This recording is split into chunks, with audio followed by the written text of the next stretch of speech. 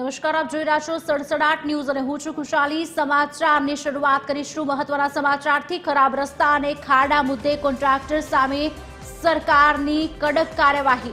DRP હેઠળના ક્ષતિગ્રસ્ત માર્ગો તાત્કાલિક સ્વખર્ચે રિપેર કરવા કોન્ટ્રાક્ટરને નોટિસ આપવામાં આવી। બેદરકારી દાખવનાર કોન્ટ્રાક્ટર સામે કડક કાર્યવાહી કરાશે। કેટલાક કોન્ટ્રાક્ટરને દંડ પણ ફટકારવામાં આવ્યા છે। સુરત, વડોદરા, રાજકોટ મનપાએ કોન્ટ્રાક્ટરને નોટિસ ફટકારી છે। આ અંગે વધુ વાતચીત કરશે associate editor Sonal Anadkat phone line પર જોડાયા છે। સોનલ, શું અપડેટ્સ?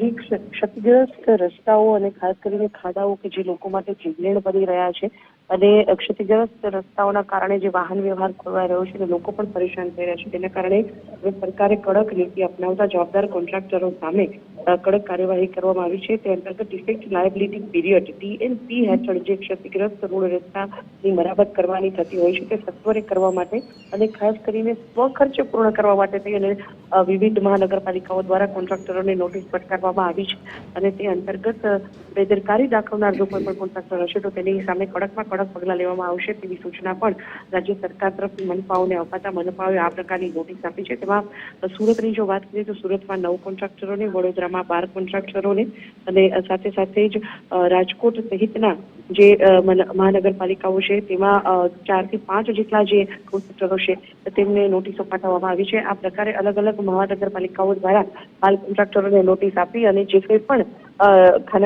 જે કંઈ પણ ખરાબ રસ્તા થયા છે, ખાડા થયા છે, તે તમામની મરામત કરવા માટે થઈ અને કોન્ટ્રાક્ટરે પોતાના ખર્ચે આ તમામ મરામત કરવા માટે થઈ અને નોટિસ ફટકારી આદેશ આપવામાં આવ્યો છે।